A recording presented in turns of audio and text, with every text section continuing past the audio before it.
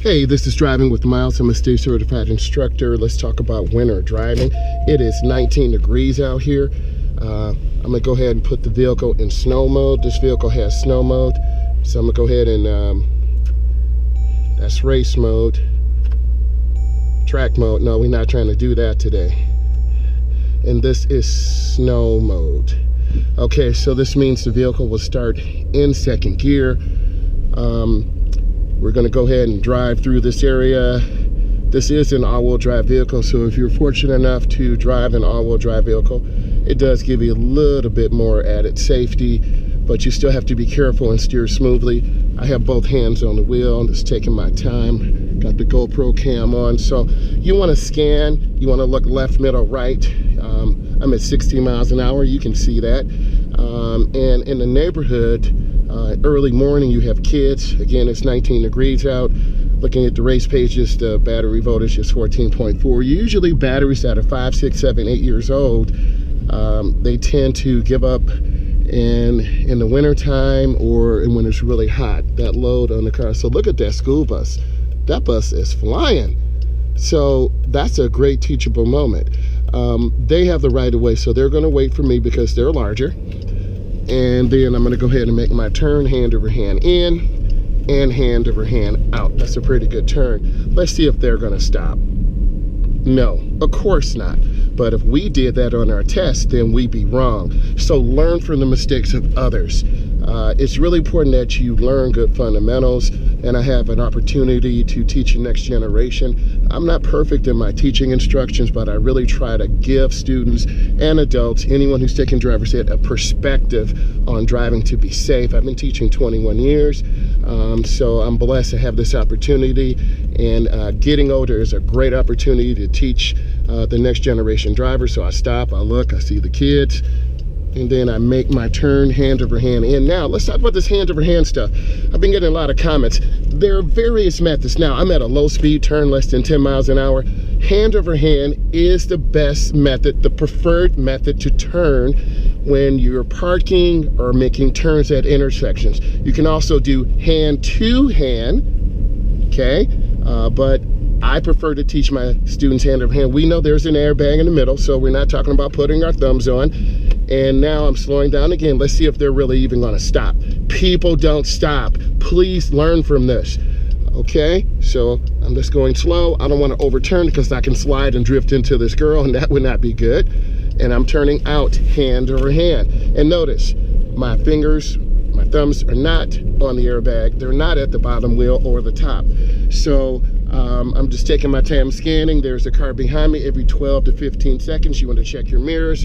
I'm looking around scanning, taking my time. The oil pressure is 49. The oil temp is 149. And the battery voltage is 14.4. I'm at about a little less than 1/4 of a tank, which is okay, but you want to keep your car as full as possible. I'm going to come up and scan, and there's a lot of traffic here. So that is my sensor on the car, and I'm gonna go up and make this right turn.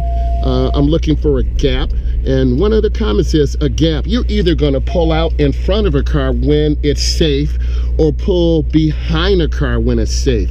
And this is where the experience comes in. If you're not sure, let that window down just like I am, and now you can see more. So that's important. Also use sound. The garbage truck is blocking view, so I'm gonna go ahead and be safe. And then you want to turn in the nearest lane. You can tell it's real slick out here. So I'm in snow mode, so the vehicle starts in second gear, and then I'm going to get over one lane to the left, mirror turn signal blind spot, and I'm just taking my time. I see the minivan. They're either going to pull out in front of me, see what they did, or they're going to wait.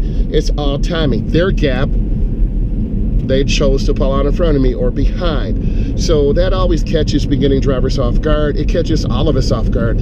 I have to get into the left turn lane up here. I'm going to get in just when the line is broken. So the line is broken now. Mirror turn signal blind spot, I merge in. This is a protected left turn. So I'm going to wait. And why should I run the light? That's dangerous. If you run the light, you're going to end up putting yourself in danger because we're on a bridge and it's very cold. So here's my gap. Here's my space. This is my space.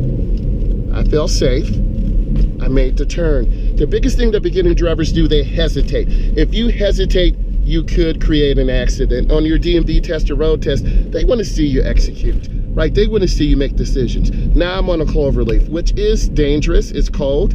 I'm at about 26 miles an hour. This is real. You see me here. I'm looking at traffic, checking, and I'm looking for a gap or space. So once I get off the curve, then you're going to see me accelerate, and I build up speed. Mirror turn signal blind spot, and you can see the snow flying off the car, and now I'm in a good spot. Okay, so I'm driving, I'm looking ahead, keeping space, taking my time. And when you get on your DMV test or road test, they're going to get you on the freeway, off the freeway immediately. You won't be driving forever. So I'm going to go ahead and get off at this next exit. I'm going to go ahead and turn on my blinker about now. And it's timing, 3 to 5 blinks. I'm in the deceleration lane. My foot is off the gas. Now I'm just coasting, taking my time, driving the vehicle, being safe. I'm going to kill my blinker. I'm looking. I like to be overly cautious and check and look at the ramp. I want to be smooth. I want to stay on the pavement. I don't want to go short to left. That's black ice. Why would you do that? So don't panic. Don't ride to the edge. A lot of beginning drivers tend to hug left or right.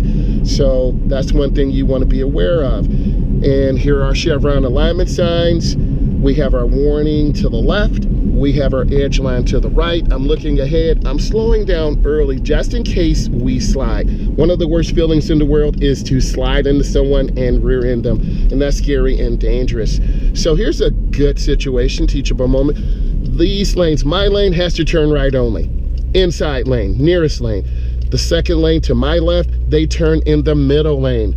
Also, the lane next to me, they can turn right or go straight. And the lane to the left, they can also go straight. So I'm maintaining, I'm waiting, I'm checking traffic. You see me looking. The biggest thing I like to see my students do is look and check that traffic, rotate that head.